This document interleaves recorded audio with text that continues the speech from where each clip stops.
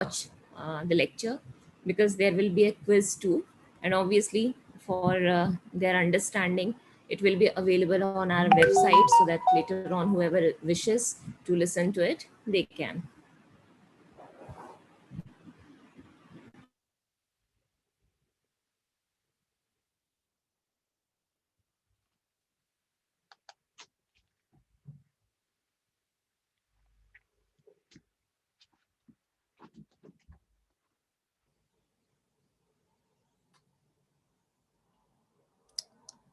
Do you want me to start? We can wait for just one or two more minutes. Yeah. Yep.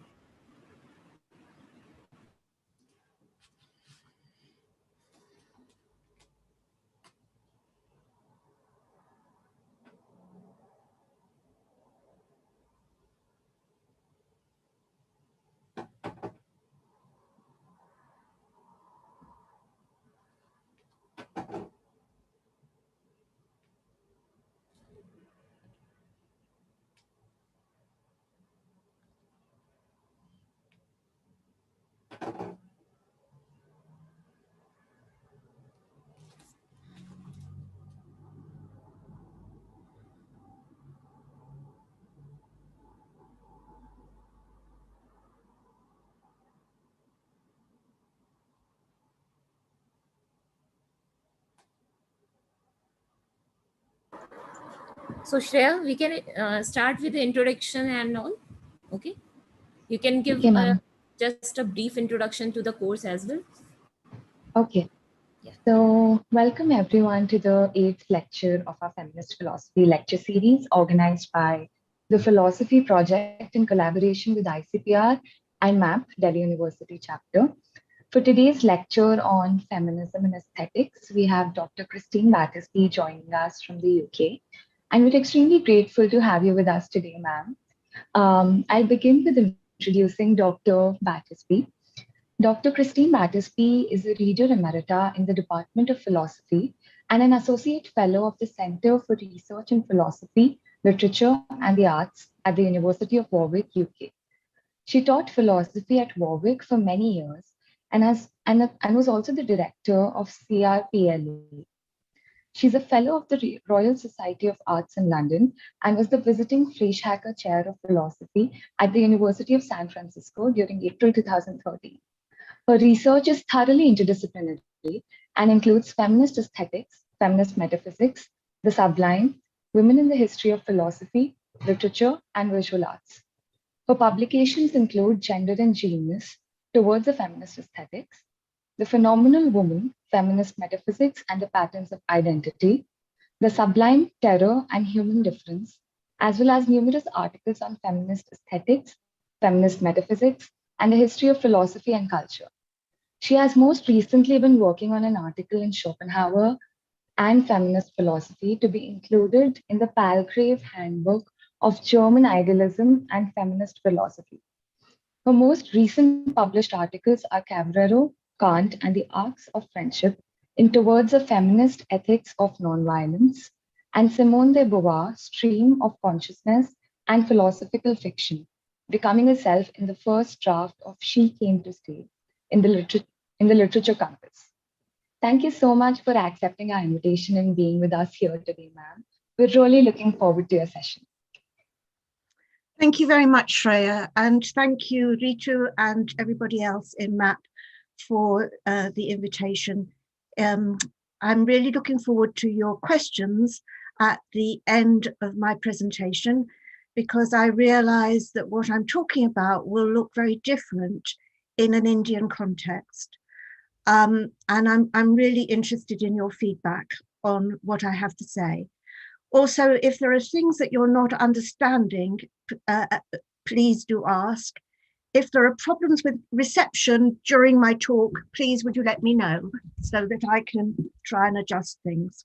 Now I'm going to be reading because I've got a lot of material to get through, but I hope that doesn't detract from your enjoyment of what I've got to say. Okay, so I'll start. So it was back in 1989 in Gender and Genius that I told the story of how I moved from being a young girl, forever reading books about the lives of the great composers, painters, writers, and thinkers, to being a graduate student at university who worked on questions of aesthetics, but who failed to see how the question of sexual difference bears on the question of who gets counted as a genius and who does not.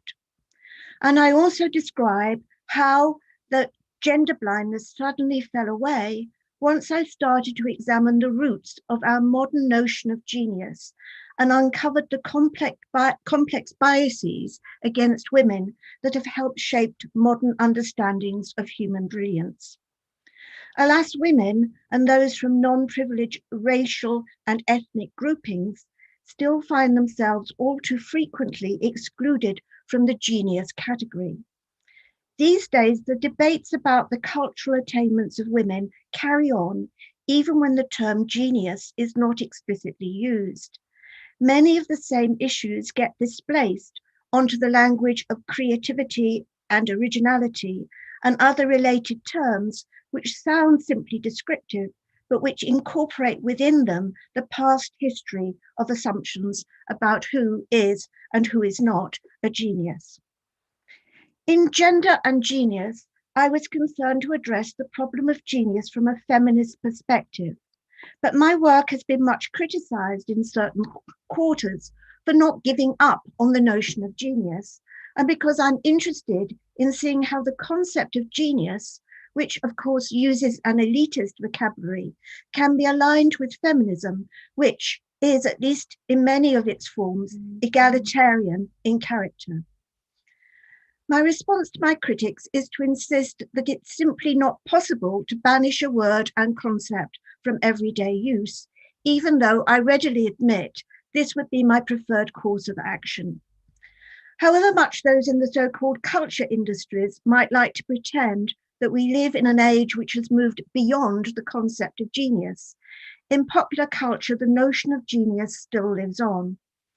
Thus, despite having written Gender and Genius back in the 1980s, I still receive emails thanking me for explaining something that still affects women and men today. And interestingly, these fan emails do these days most often come from those working in popular music, in film, and in the digital arts. As such, it still seems to me that what women need to do is to reappropriate the concept of genius, not simply deconstruct it or eliminate it. And here I should also add that my argument has often been misunderstood by those who suppose that in Gender and Genius, I was putting forward a notion of genius that was based on biological essentialism. But that was never my claim. Deciding that a person is male or female has not always been done in an identical way in different cultures and at different points in history. We're not dealing here with straightforward biological givens, but instead with the categorization of an embodied self based on the way that that person's body is perceived. This is different from decisions about what attributes, dispositions, or qualities are masculine or feminine, since these refer to features that are in our culture more normally associated with male or female personality types or lifestyles, but which have no necessary link to that person's assigned sex. The ways in which the female-male boundary is drawn has changed substantially since I wrote Gender and Genius, in particular with respect to our changing approach and openness to transgendered individuals. But that does not yet affect my basic point. What I argued in that book was that genius was described in terms that meant that the typical genius was expected both to have the body and the developmental history of a male, plus supernormal characteristics, an excess of emotion, imagination, sensitivity, and intuition that are, in European, Western, and Northern cultures, normally associated with women. I need to move my slide on and it's not, there we are. Okay. There are now at last beginning to be more works of art by women put on display in UK art galleries, and more artworks by women acquired by the major museum collections. But exhibitions showing female disadvantages in the arts, such as that staged by the Guerrilla Girls at the Whitechapel Gallery in London in 2016 and 2017, shown on this slide, show that many of the same problems still remain. Even if academics and feminists, purists, would prefer to avoid the word genius, it doesn't take very long to track down usage of this term in recent newspapers and books. Thus, in June 2017, the British newspaper, The Daily Telegraph, carried a story which was headlined, "Don't call students genius because the word is associated with men."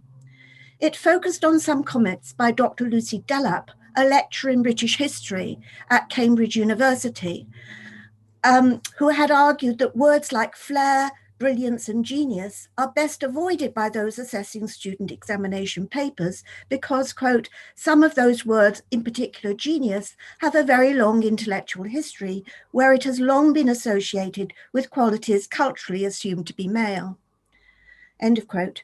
Consistent with this, with its reputation for being a right-wing newspaper, comments on this article by the readers of the Daily Telegraph were overwhelmingly hostile to, quote, "the pompous, preposterous, flatulent drivel uttered by Lucy Delap." One pseudonymous man even took the trouble to post a link to an article by the psychologist Richard Lynn, which had been published in the Daily Mail, a more down-market right-wing newspaper, 7 years earlier.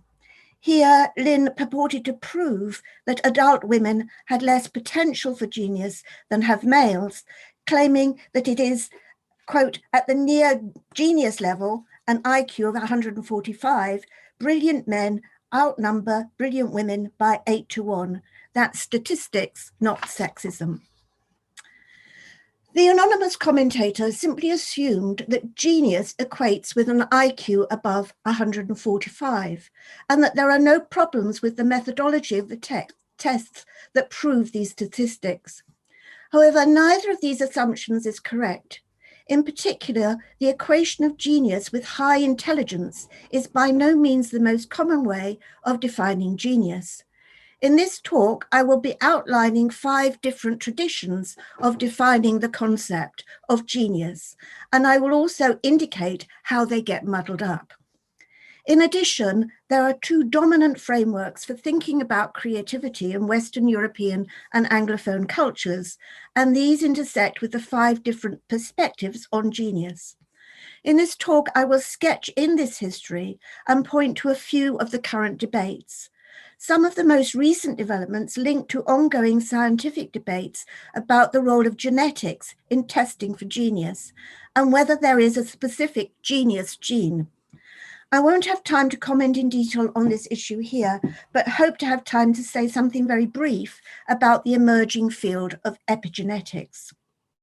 However, I will start by outlining the 2 dominant traditions of understanding creativity in European intellectual history. The first tradition derives from ancient Greece via ancient Rome.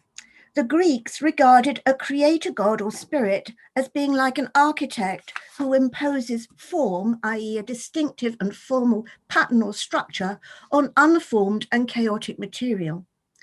The Greeks named this formative force logos, a term that is used frequently in the Greek biblical texts.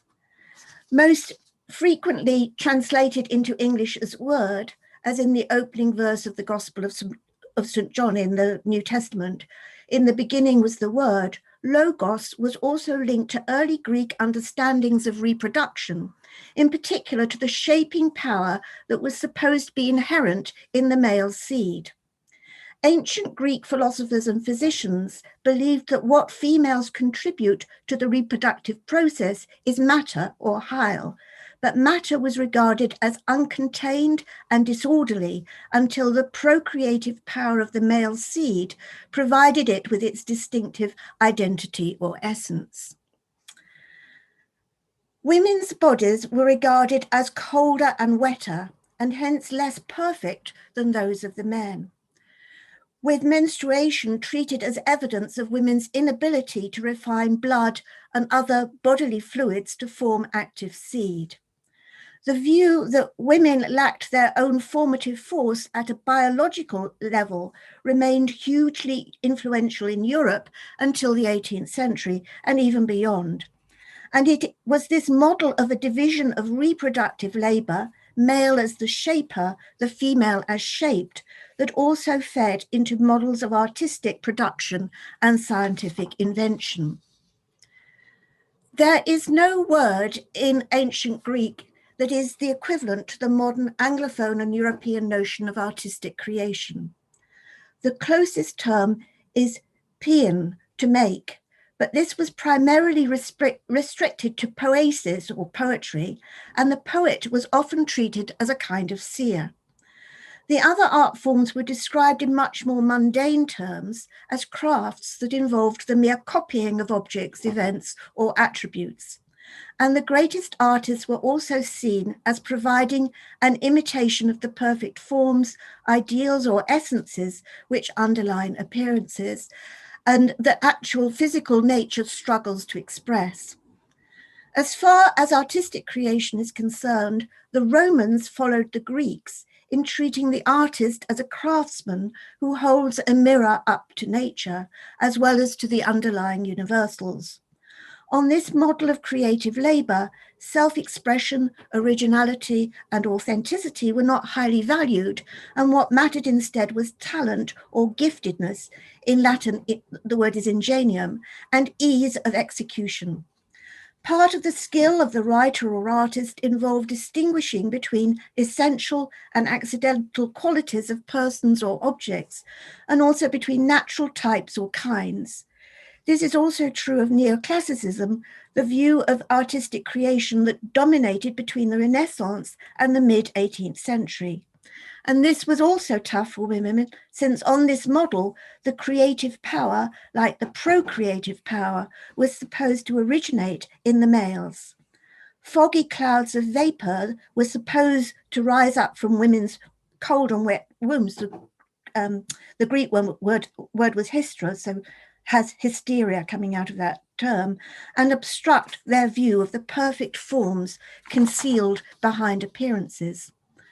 On the art as mirror model of creativity, women were dismissed as being like clouded looking glasses. Their biological reproductive functions, their procreativity, supposedly interfering with their capacity for spiritual reproduction or their creativity, and their capacity to become great authors, artists, musicians, or indeed philosophers. The second model of creativity took hold in the late 18th century, but it has its roots in the Hebrew, so Old Testament scriptures, where God is portrayed as creating matter itself, as well as simply acting as an architect who shapes pre-existing matter. There is thus a Hebrew word, bara, that means to create something out of nothing. In the Old Testament, this term is applied only to Yahweh, the omnipotent God, who is also called I am that I am.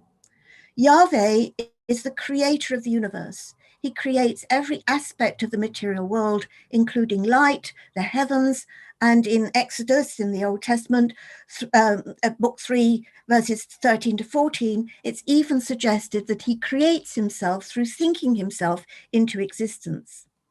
In the 19th and 20th centuries, numerous artists and authors appealed to the Old Testament formulations as they broke away from neoclassicism and privileged a mode of artistic creation that privileged self-expression, originality, authenticity, and indeed genius.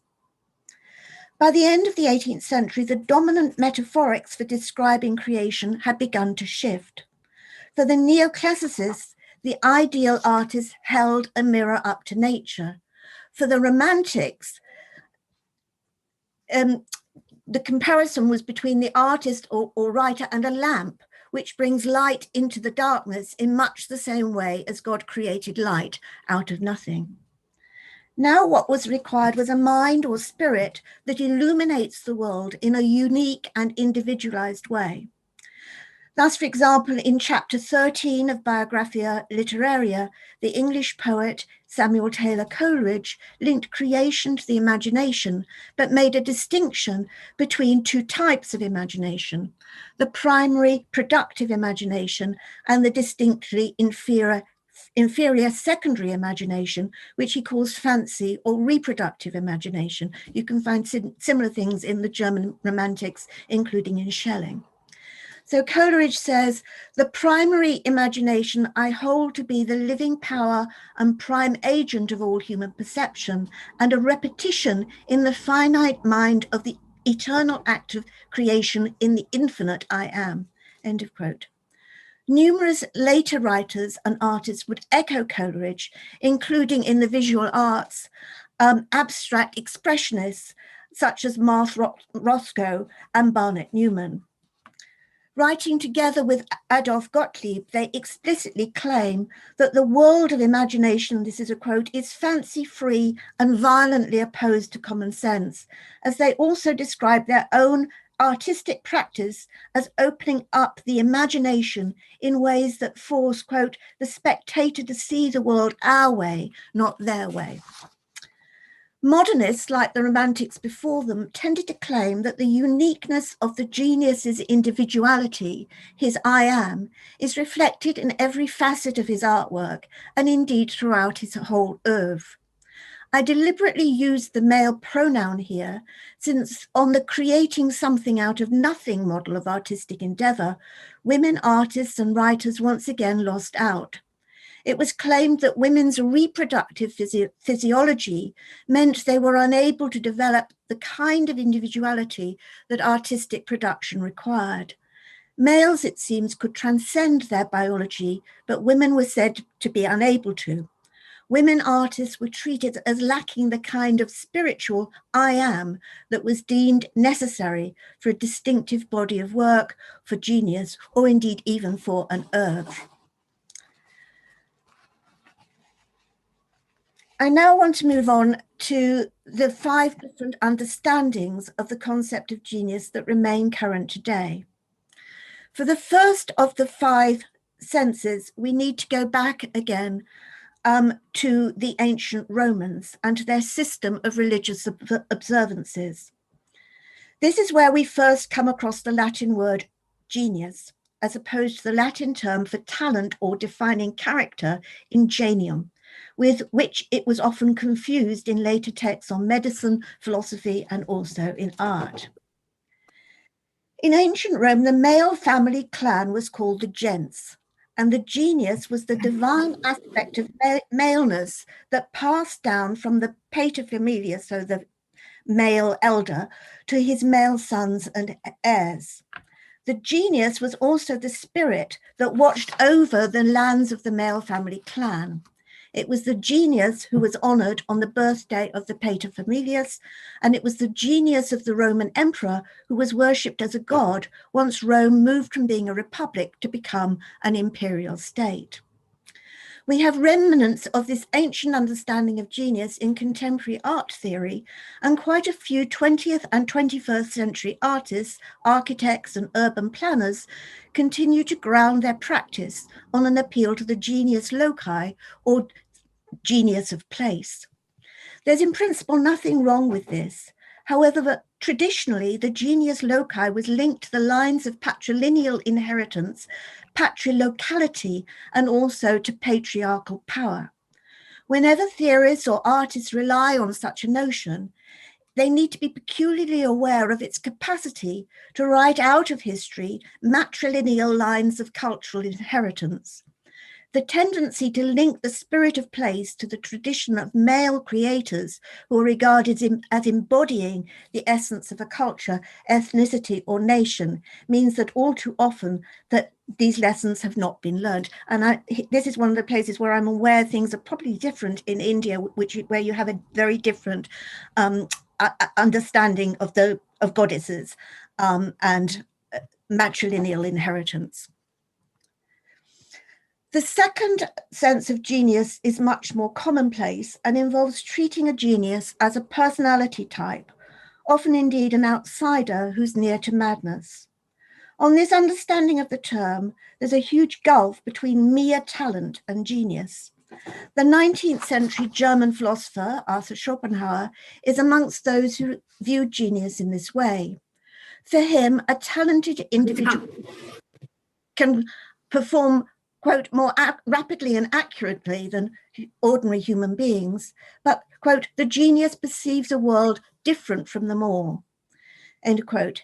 It's because the genius inhabits an entirely different kind of reality, Schopenhauer argues, that so many geniuses find themselves locked up in madhouses. Like many others who regard genius as a beneficial mode of illness, Schopenhauer explicitly asserts, quote, women can have talent, but not genius, end of quote. This is, he says, because women are too subjective. But others in this tradition have used other excuses to deny women entrance to this elite.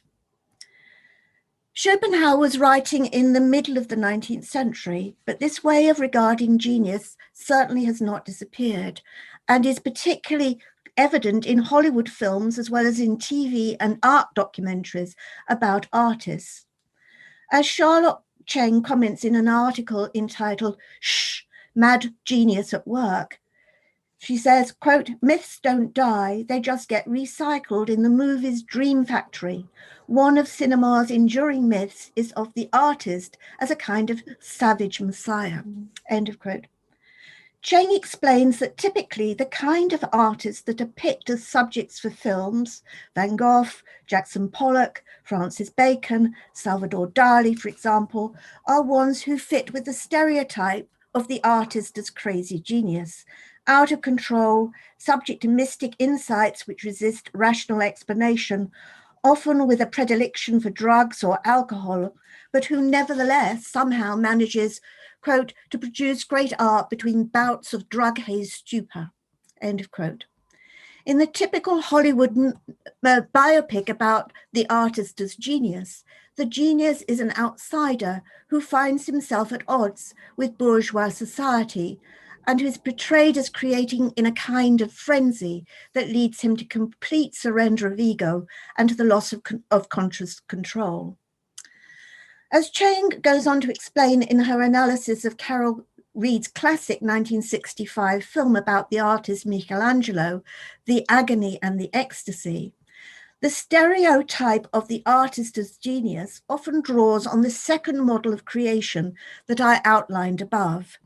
In the film, Michelangelo receives his inspiration for the Sistine Chapel, which is the picture we have here, in a way that directly draws on the way that Yahweh, the God of the Old Testament, was supposed to have created Adam, the first human being. Quote, God and Adam reaching out to one another by their forefingers, thus the source of the central image of this masterpiece. Although there's in principle no reason why the inspired and crazy genius figure might not be a woman, and there certainly are some exceptions now, in both popular and high culture, it's rare to find a great woman artist portrayed in these terms. And this is in part because this account tends to fuse with a third model of genius, which emphasizes the role of male sexual energies in the production of great artworks. This third sense of genius draws on what I call the virility theory of creativity, which appeals to an underlying physiological reason for the ability of the unconscious to take over the consciousness of an artist in a way that is artistically productive. On this model, what is explicitly claimed is that it is male sexual energies that are sublimated, rendered sublime, in the production of great artist or also scientific or mathematical inventions. Freud has been a special influence here. Thus, for Freud, the great artist only becomes great insofar as his curiosity is first aroused in childhood through the sexual instinct, and then that sexual energy is redirected into his work, which become, quote, to some extent compulsive and a substitute for sexual energy, end of quote. For Freud, it's Leonardo da Vinci who was the paradigm genius, and it was Leonardo's sublimated sexual energy, his libido, that serves as the core of Leonardo's nature and is hence the secret of his genius. For Freud, genius involves a kind of latent or ideal sublimated homosexuality, but his analysis only applies in the case of the male sex. Thus, in his lecture on femininity, Freud famously claims that women have less capacity for sublimating their instincts than men. That was a quote. From this, it follows that the Freudian women would be psychically unsuited for the tasks of cultural production, as opposed to those of biological reproduction. He says that women's shame produces their one real cultural achievement, which is weaving.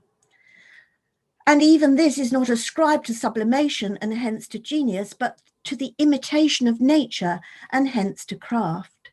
He thus asserts, quote, shame, which is considered to be a feminine achievement par excellence, has as its purpose, we believe, concealment of genital deficiency.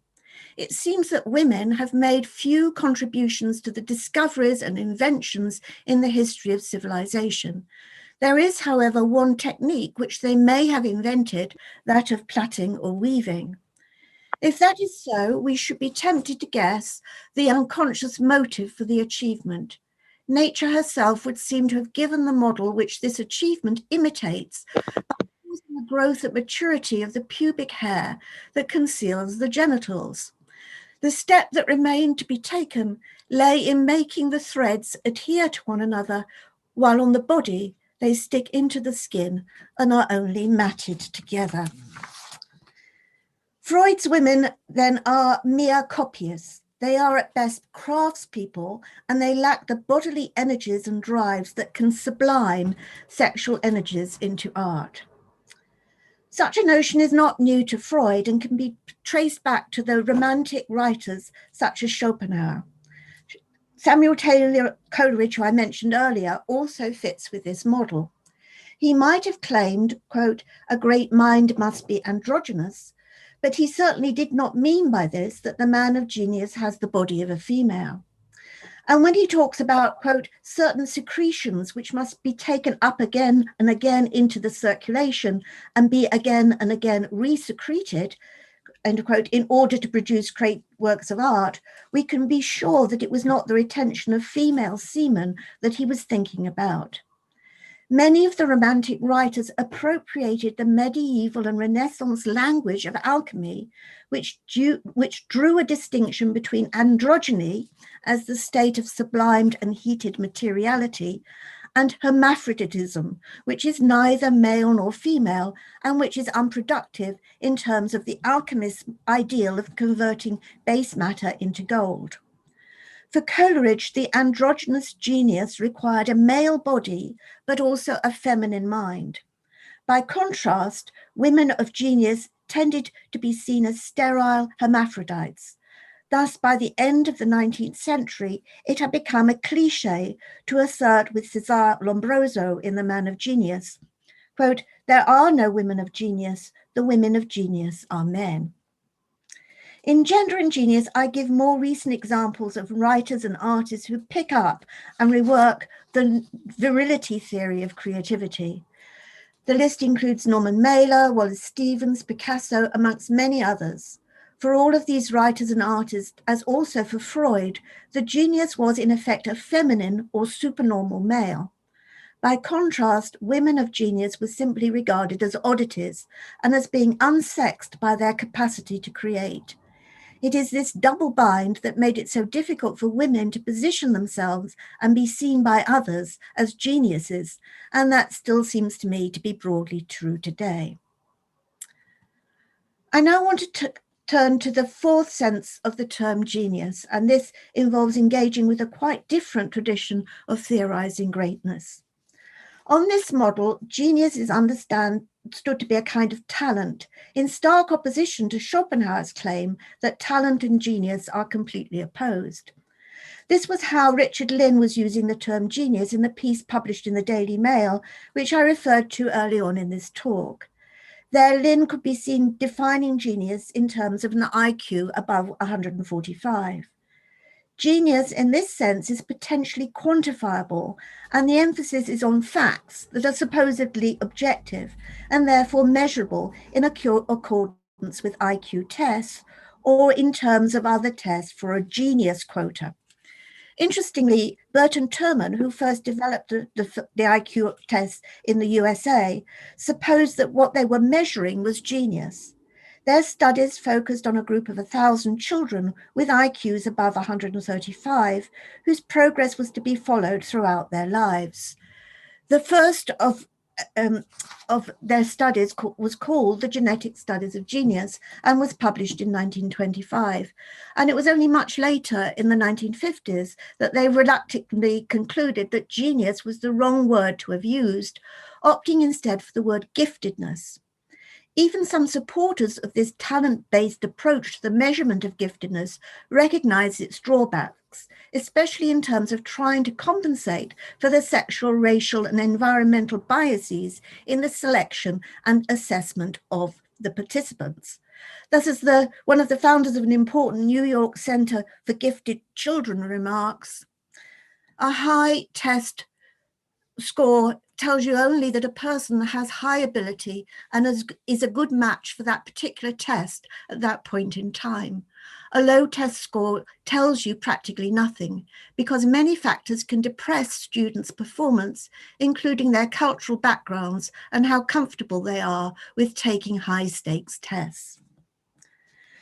Early in the 20th century, this fourth model of genius was taken up by the eugenicists, who wanted to breed a better type of human being. The German and Italian fascists were amongst those who adopted this goal, and this meant that after the end of World War II, eugenics was regarded with deep suspicion. However, the emergence of the Human Genome Project, which ran from 1990 to 2003, has led to a renewed interest in eugenics, including the question of whether or not there is a gene for genius or for creativity. The Genome Project set out to map the complete sequence of the human DNA, and that map has now been declared complete. However, debates about its implications still carry on, especially in popular science and also in medicine, where the question is whether scientists and doctors should assist parents in the breeding of so-called designer babies. This is particularly problematic in that the genetic data was, from the start, used to argue that women and people of certain racial groups cannot be geniuses. Interestingly, it turns out that there's an overlap between the Latin term genius and the much more recent concept of a gene, insofar as both are rooted in the Roman notion of the male family clan or gens. For the Romans, as for the Greeks, family characteristics were passed down the male line via the gens. Of course, the fact that we now understand that children inherit half of their genetic inheritance from their mothers has scrambled the picture. But many in this tradition cling to the distinctly old-fashioned notion that the genius gene is somehow bound up with maleness. Thus, in a recent-ish book, Genius Genes, How Asperger's Talents Changed the World, 2007, Michael Fitzgerald and Brendan O'Brien explicitly argue that it's statistically unlikely that women possess the genius gene. Perhaps unsurprisingly, the question about whether a genius gene exists has also been muddied by the fact that the two traditions, the one that regards genius as a kind of talent and the one that regards genius as a type of madness or a personality type of the outsider kind, have been mixed up in the literature, especially in popular science books on giftedness and genius. Thus, we see here Fitzgerald and O'Brien have aligned genius with a kind of mental or abnormality Asperger's syndrome that gives rise to particular talents, not with the simple measurement of an IQ above 145 that Lynn made reference to in his article in the Daily Mail. Fortunately, not everyone engaging in this type of research is so gender blind. In The Genius in All of Us, a 2010 book by David Schenck, we find him arguing against the sexual division of talent, as well as against the hypothesis that genius is genetically determined. Instead, Schenck claims that it is the environment that determines which aspects of one's genetic inheritance are switched on or off. Thus, Schenck argues that although we've all been taught from the time of Galton and beyond that we inherit many of our traits straight from our parents' DNA in a straightforwardly top-down way, in recent years, these early notions about heredity have been brought into question. According to Schenck, the gene cannot be seen as an autonomous unit, as a particular stretch of DNA, which also produces the same effect. And that was a quote. Schenck adopts what is called the epigenetic approach to genius. Epigenetics is not an uncontroversial view, but has been growing in acceptance in the last few decades, partly as a way of explaining some unexpected experimental results which date back to the 1950s. Epigenetics has been given traction by the discovery that there are many less genes than were supposed when scientists started mapping the human genome around the turn of the millennium. We now know that humans have a mere 30,000 to 40,000 genes, and that is not that many, given that even a fruit fly has nearly 14,000 genes. These new figures seem to bear out the arguments of those who claim that while a single defective gene can be identified as the cause of a disease or of a dysfunctional behavior, it's not the case that for each individual talent or propensity, there is also a single gene that causes this. Those in the epigenetic camp assert that genes are not, as was originally thought, blueprints with fixed instructions for individual properties or features, such as creativity or genius. Instead, genes are more like volume knobs and switches on a giant control board. Many of those knobs and switches can be turned on and off at any time by multiple forces, and the resultant process is what gets called gene expression. As the biologist Patrick Bateson puts it, the individual animal starts its life with the capacity to develop in a number of distinctly different ways. Like a jukebox, the individual has the potential to play a number of different developmental tunes, but during the course of its life, it plays only one tune. The particular developmental tune it does play is selected by a feature of the environment in which the individual is growing up. Furthermore, the particular developmental tune that is selected from the developmental jukebox is adapted to the conditions in which it's played. End of quote.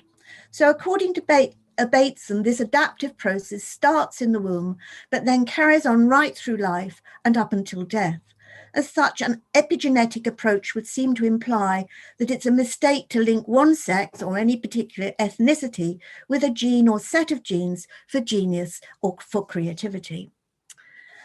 I now want to turn to the fifth and final understanding of the term genius and to a tradition of theorizing genius that can be traced back to the work of the philosopher Immanuel Kant, who published his Critique of Judgment in 1790.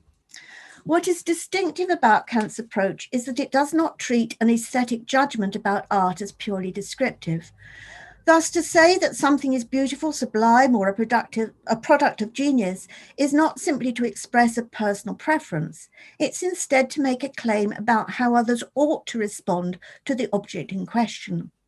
Recognizing that originality and newness is necessary but not sufficient for genius, and that the genius ought to be famous even when he's not, Kant defines genius as, quote, the talent or natural gift which gives the rule to art, end quote. The genius is the one who provides future directions for art of a particular genre or type. There is a descriptive element to genius. It's linked with talent. But genius is more than just talent for Kant. Genius provides a means of breakthrough, a direction in which art ought to go. To claim that somebody is a genius is not simply to describe, it's to prescribe, evaluate, and assess art in terms of future directions that ought to be opened by the individual's artistic, scientific, or other cultural achievements. Kant had an 18th century complacency in terms of his view of human nature. He supposed that the most highly developed humans have the same sensory and cognitive powers, and that they will therefore ultimately agree about what gives aesthetic pleasure and also about genius. But Kant also supposed that it's males who originate in Northern Europe who have the most finely tuned faculties and reasoning powers. Thus, in his anthropological and some of his early aesthetic writings, he makes a number of quite explicit comments on the inferiority of women and also most, but not all, non-European races. Kant denies women the capacity for genius, but there's nevertheless merit in his approach if we can cut away his implicit misogyny along with his undoubted racism. For Kant, our judgments about genius are grounded in features of the artworks and center around the question of whether a work brings into existence a novel and radical way of seeing, hearing, and imagining. For Kant, to call somebody a genius is not simply a matter of saying, I like his or her work. In Gender and Genius, I draw on this modified kind of Kantianism, arguing that it is the understanding of genius that is most useful for feminists, even if we must also recognize that not all humans have the same sensibilities and that the multiple traditions of art cannot all be aligned onto a single graph of excellence. A genius in this fifth sense is a person whose work marks or should mark the boundaries between the old and new ways within a particular tradition, and B, a person whose work is judged to have lasting value. I then also set out to draw attention to women artists and writers whose achievements have been overlooked, along with the matrilineal lines of influence that have been screened out of cultural history, but which can suddenly become visible or audible as our expectations and assumptions begin to shift. Insofar as some notion of genius continues to operate in our culture, here in the Anglophone North, at least, as it most certainly does, it's appropriate to extend its scope to include women, as well as those in marginalized races, ethnicities, and locations, along with the many art forms and crafts that are also sidelined by artistic institutions and taste shapers. We need to shake off the remnants of a history that can only understand artistic excellence through lines of tradition that privilege an elite of males. And that's the end. Thank you very much.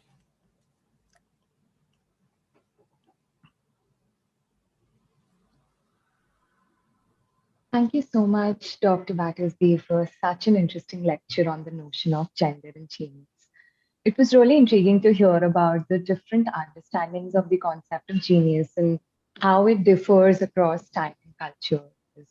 Your exploration of the 5 models of genius and how the notion of genius has been formulated more recently, especially with reference to genetics, has left us with something new to think about. And your interrogation of how the term genius and its trappings like the sublime, the brilliant, etc., have been exclusively bestowed onto men, and particularly feminine men, exposes how misogyny has infected most of our forms of aesthetics.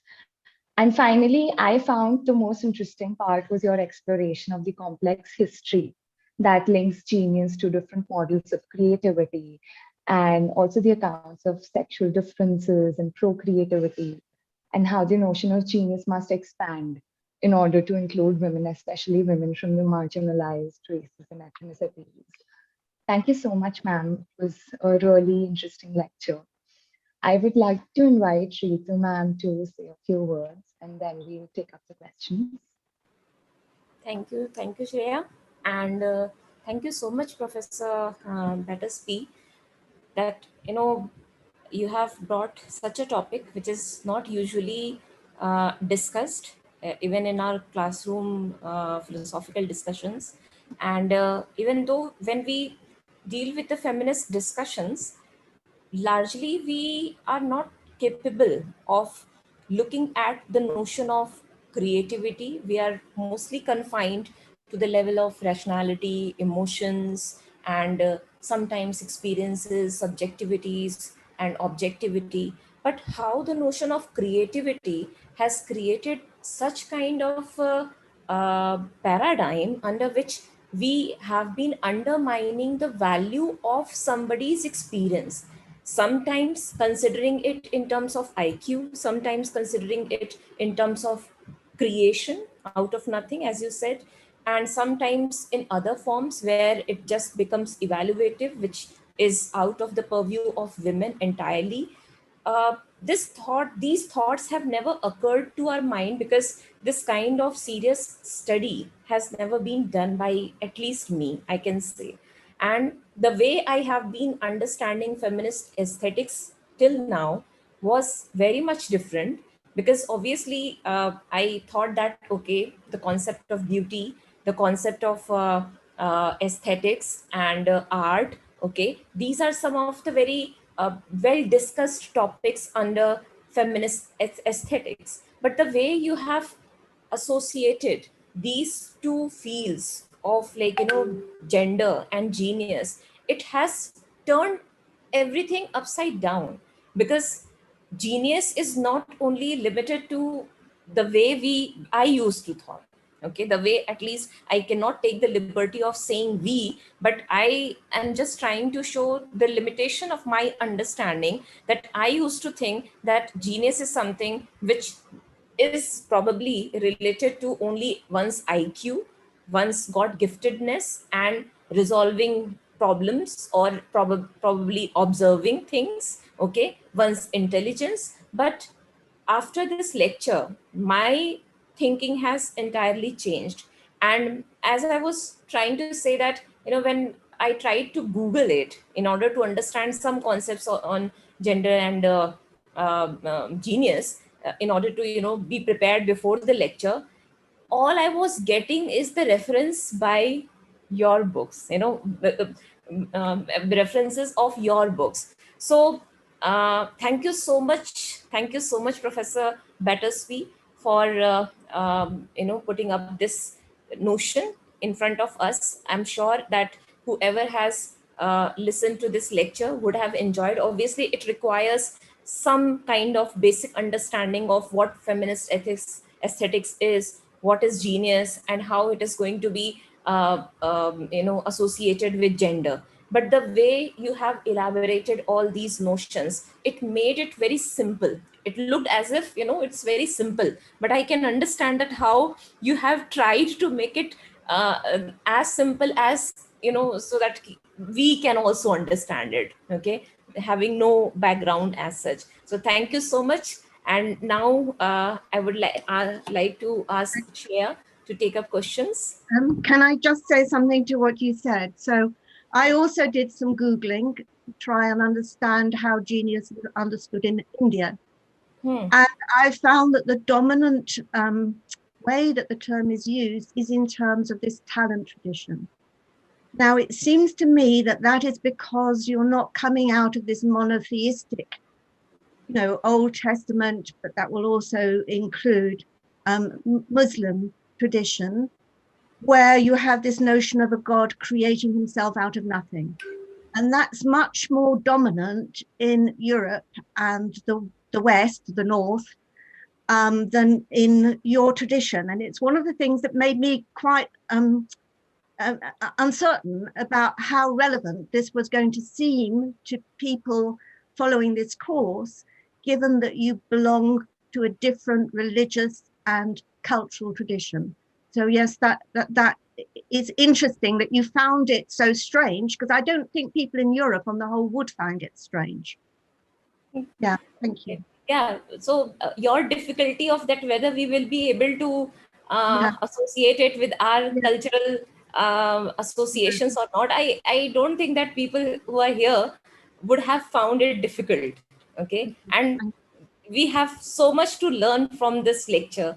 So yes, we are going to take lots of things, food for thought, and I don't think that we felt disconnected. Yes, there are certain cultural differences because of which this whole notion of creativity becomes different. But other than that, uh, it's always better to understand any perspective from various other perspectives as well to enrich our own perspective. So thank you so much. Yeah. Okay, so we will take up the questions now. I also request the participants to send in their questions, write it in the chat box so that we can ask Dr. Battersby. One of the questions that we have received just now is that how is the concept of aesthetics and class matrix of falling in a particular box of elitism relative? Can you say that again? Sorry, I can't How see is it. the Okay, how is the concept of aesthetics and class matrix of falling in a particular box of elitism relative? How is it relevant to feminism? Is How that is the it question? relative? How are both of these relative? Related? Yeah, I can't see the question in the chat, and I've found it a little bit hard to hear. So the question is how related are elitism And aesthetics. and aesthetics? Well, aesthetics is always, I mean, it must be elitist in certain kinds of ways in terms of its traditions, because it's picking out certain norms and evaluative ideals in terms of making judgments. So, you know, the thing about aesthetics is it's not simply a kind of philosophy of taste. It's not simply saying what you like, or what your subjective response is. It's a way of recording how you think others ought to respond. And for many feminists, that's a really difficult move, and they would rather interpret aesthetics in this kind of way that someone like Bourdieu does, in terms of a kind of sociology of taste. Thank you. Another question that we have got from YouTube is, if you could talk a little bit about the idea of progress as reflected in rather phallic or masculine forms or aesthetics, especially of urban spaces. Can you, sorry, can you again say it again? It's not in my chat, so I'm listening to you. No problem, no problem. If you could talk a little bit about the idea of progress as reflected in rather phallic or masculine forms or aesthetics, especially of urban spaces.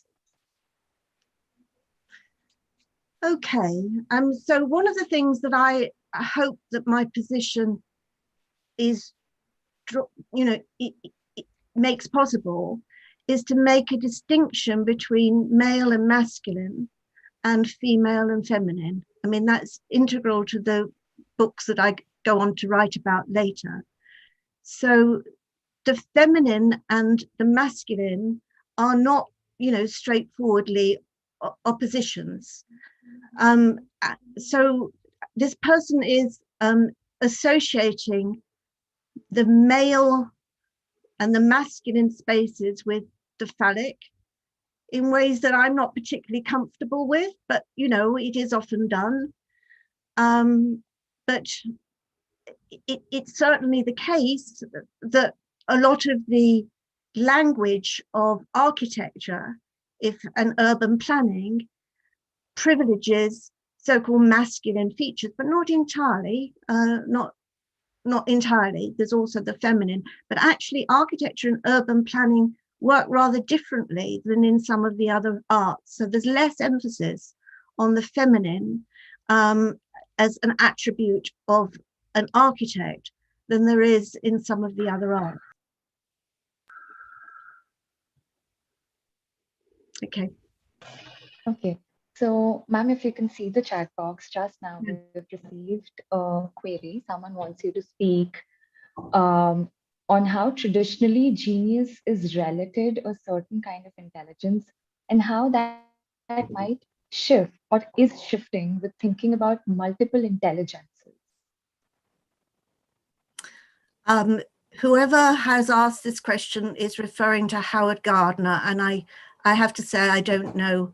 I don't understand the reference there, so I have to be clear that I'm not picking up. I'm not sure what this person means by multiple intelligences.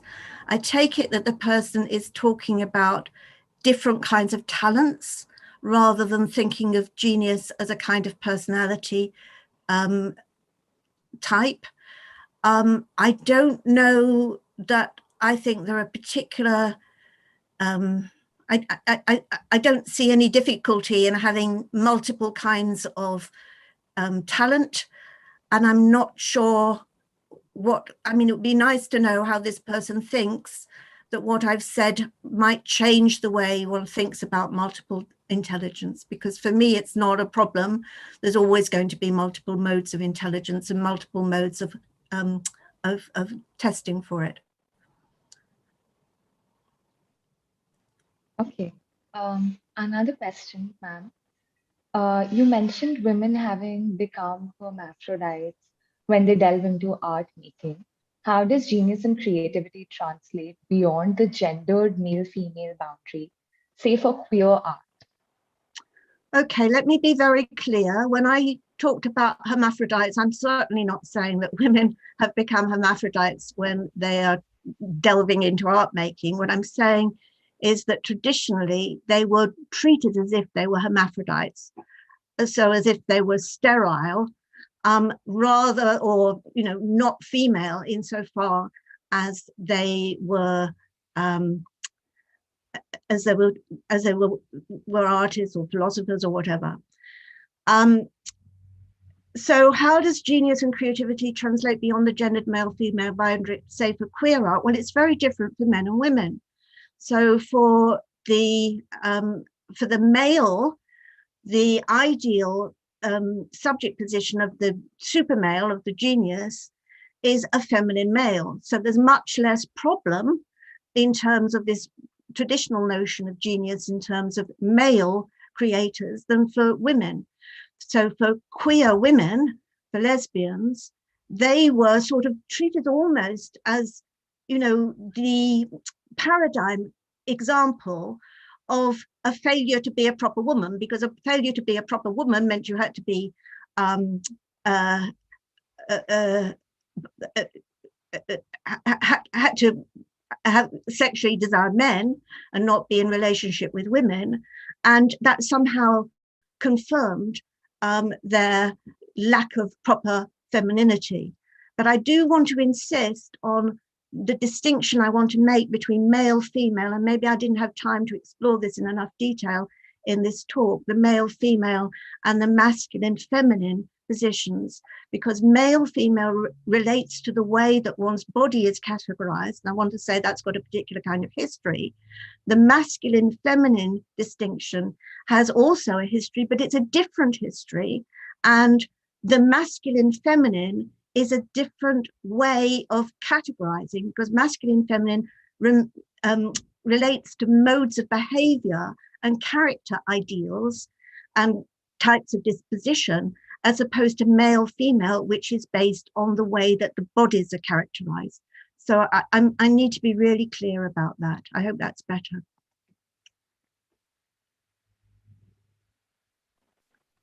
So, Ritu ma'am, you wanted to ask a question. Okay, thank you.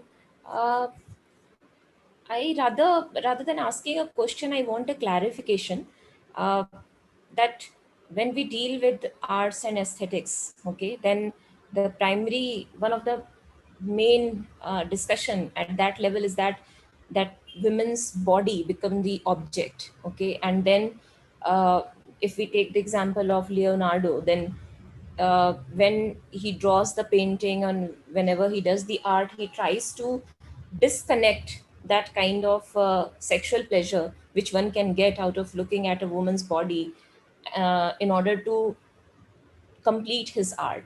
Okay, so there, in that case, we can say that his genius is in performing that order, okay, or presenting that order in the body and emotions and overall expression of a woman. Okay, and on the other hand, if we look at the a woman artist, okay, so it is generally said that they do not have to be disinterested, you know, because when they are making a picture of something, okay, then that requires a different kind of specialization where they are understanding what they are trying to create. So how do you think that the sexual attachment towards any object, whether, you know, when we look at it from the perspective of man and when we look at it from the perspective of woman, has been has played a role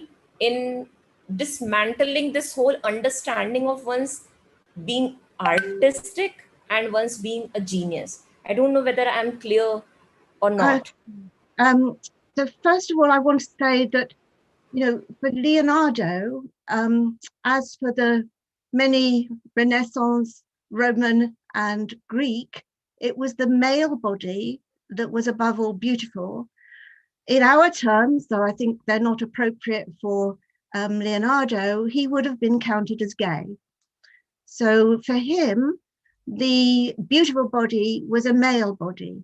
It's really only much later that beauty becomes feminized. So the kind of way that you set it up in terms of response to a female body, that won't have applied historically in that kind of way. And I can't answer your question because it's not historical enough. I now know in a way that we didn't know. I didn't know in the 1980s because the work hadn't been done, how many artists there were who were female artists in the Renaissance. They have been written out of history and they're just beginning to re-emerge. And there's some really, really exciting work that's being done on them.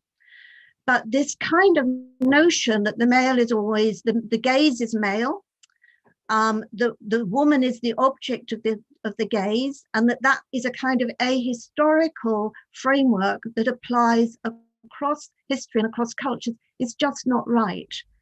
And at least in Freud's account, which is a dreadful account, at least he was recognizing the implicit homosexuality of Leonardo da Vinci, because it's the male body, which is not to say that he doesn't portray women in the most wonderful way, because he does. But in that period, it's the male body above all that is associated with beauty, which is a kind of notion of beauty that gets feminized once we get the distinction between the sublime and the beautiful coming in the 18th century. Is that helpful? Okay, yes, that's helpful. Actually, it's not only what I wanted to refer to is not only related to a female's body. It's like, you know, rather the question is centered on the sexual attraction. Okay, so whether we are thinking that aesthetics could only be specified in terms of something which, you know, where if you want to become a true artist, you have to isolate yourself, you have to alienate yourself from that sense of sexual attraction towards the other, okay, which is probably more easy, you know. I don't know whether I'm able to make sense of my question or not, because it is said that like, you know, that women are not that sexually, you know, once again it is a very androgynous and very sexist comment that women are not that sexually active, or